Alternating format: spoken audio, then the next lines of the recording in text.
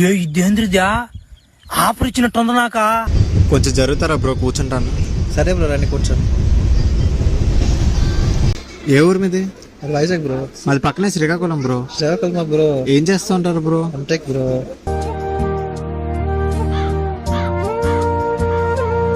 Biscuit తింటారా bro? వద్దు bro, మా ఇంట్లో వాళ్ళు బయట వాళ్ళు ఏమి ఇచ్చినా తినొద్దన్నారు. బ్రో పక్క ఊరు బ్రో, బిస్కెట్ షేర్ చేసుకోరా. పక్క ఊరే గానీ తెలుసు కదా బయట ఎలా ఉన్నారు. మరీ మొహమాట పడుతున్నారు బ్రో, తీసుకోండి బ్రో. వద్దు బ్రో, పర్లేదు.